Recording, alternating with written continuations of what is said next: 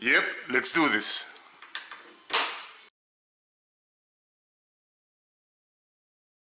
Now let's talk about the body. What we will do with the body. Yeah, we can relic it. I mean, it's Olympic white. I love the color, so I want to leave it as Olympic white. So we can relic it. We can relic it. Well, that's quite hot shot lately. Last 5 years, I would say, everybody's a relic maniac, more or less. And yeah, I think it's I think it's a great platform to relic, to be honest with you. If you look, it's pristine now, so we can do you know, not so heavy relicking, which is going to be easy and also maybe playful and teaching for you guys. This we can do. We can paint it, but I told you I would really like to keep the Olympic white. I don't have another Olympic white guitar, so I would rather have it like that. Or, which is now a great hype, we can fabric cover it, which would look awesome. But to fabric cover anything at home, oh good God, I don't know, man. That's going to be very problematic. So, because basically what you do in the fabric covering is, okay, we will take off the paint, which means we need to do a lot of sanding. Not the worst part of all that will come. But then, okay, we find the fabric, which is not so hard. I've even got a fabric textile shop close by, so that will work out fine as well. But then, we need to epoxy the fabric on top, which is quite a mess. I can do it with nylon bags around, but quite a mess. And then we need to cut it off, which is not also very hard, but you can do it. And then comes the nasty part. And the nasty part is you have to sand it too much and then epoxy it again. Put another coat of epoxy, sand it again, epoxy it again, sand it again, epoxy it again, and sand it again. And then sand it again with a higher grit, sand it again with a higher grit, sand it again with a higher grit till you reach like maybe 2000 grits, which is, after 400 you have to do it with water. Oh no, I mean, I'm already tired of thinking about it, let alone doing it. So I would rather just skip it, and most probably we'll go for relic. Yeah. So here is the plan. The body will be relicked. So most probably will be, in parts at least, the neck. Not a heavy relic, I'm telling you. I will never do heavy relicking, especially on this Olympic white. It looks really nice. I like it this way. So let's get down to the neck, yeah? Shall we? Enough of talking, and I think, oh, by the way, all of it is gone. So we will do one more round of lemon oil, and I will do it on my own, and then we will go to the tuning pegs, and this is where we will meet. Yeah, here we are. So I have finished the lemon oil part, and I rubbed it just like I did for the rest, and now it's all beautiful, and you can see, yeah, it's even a bit darker and quite moisty and not oily at all because I rubbed the excess. Yeah, it's all done. And now we can go back to the tuning pegs. So what we will do is take the Holy Grail with us, remove these guys, and I'm hoping that I will be able to fast forward this part for you guys. And here goes the last one. Opa. So, my dear Fender, what I like about these tuners is how they look. They look really CBS, so custom shop area vintage tuners. But what I don't like about them is what's inside and what's that it's so easy to see what's inside. This is, oh come on, this is, you know what this is, no? So I don't like it. But, oh, where's our tuners? So these are the new tuners. Let's see. I'm never good at opening these boxes. And as usual, I'm struggling. Hey, done. So these are the new tuners. No staggered pole pieces, so everything is more or less in the same height, which is good because we have the string trees, so we don't need to deal with this. But my biggest fear is that I have seen this happening before, is that the holes of my current, I'm so skillful today, the holes of my current tuning pegs may not. Oh, this is nice.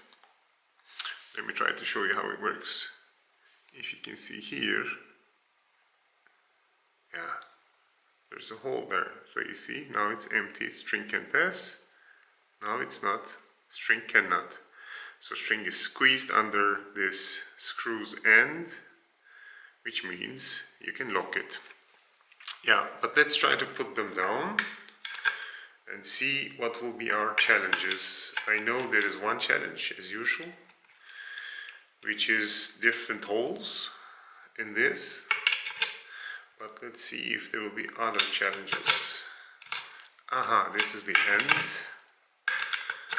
So I should be also finding the start. This is also in between, and this is the start. So, kids, here's the stuff. So I think it looks amazingly nice. The only thing is you have to line this up. If you don't line this up, you end up having, you know, tuning pegs looking at different directions before you drill. So before you drill is the key. What I do usually to line up is just, you know, put something to line them up perfectly. And here I'm using the sanding block because it's easier, but I still see there's some move. So what I will try to do is hold them in line and, okay, so these are going to fit perfectly. I don't need to, okay, everything is fine. So everything is fine. All I have to do is now mark the areas that I will drill, remove the pegs, drill the holes, and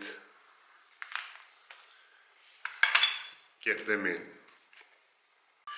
So I carefully look one last time if everything is aligned. I start drawing where I will be drilling. I usually do it with a pencil, to make sure everything sits tight. And then just take one of my drill bits and go down the drain. I will also check the line of my markings just to make sure that it's also aligned, because these guys are moving. So I will just take them out. See my holes? Yeah. And if the holes are aligned, I mean hole guide points, let's say, then you can just drill. Yeah, everything is fine. Yeah. So let's grab it and put up a small hole that will fit. And that will be 2 millimeters. Actually, it will be a bit more, but I will not drill it a bit more than 2.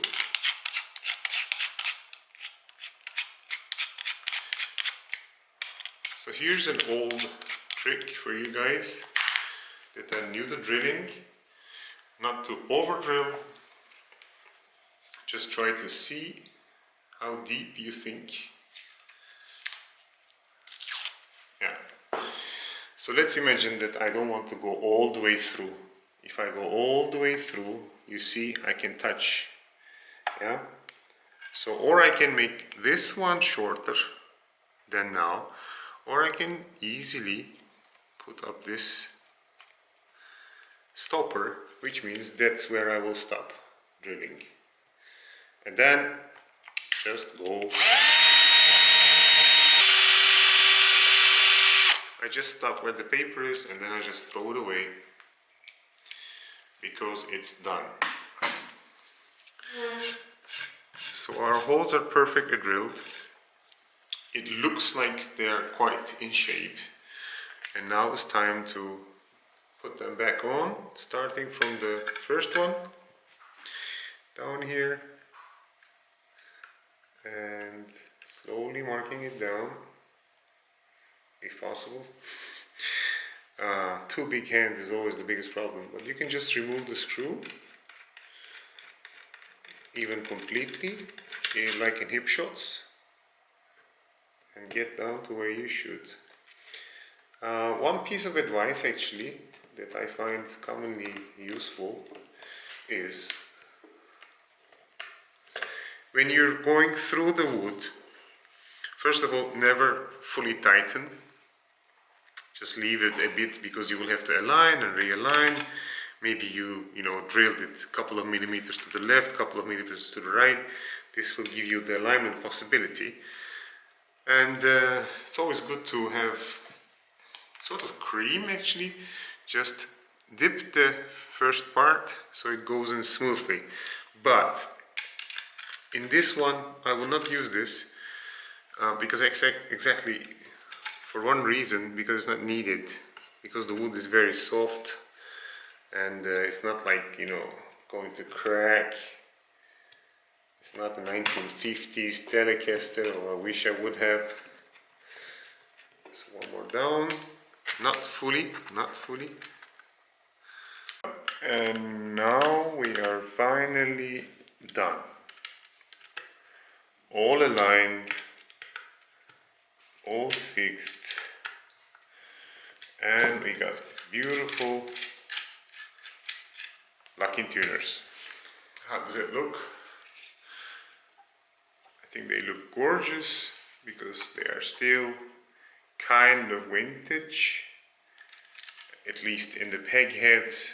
Maybe not here, but peg heads are quite vintage looking, and they are the locking tuners. So let's do it like this. Yeah. Oh. So this is what you can do with only 15-16 euros, including shipping to your guitar. Good start. Good start.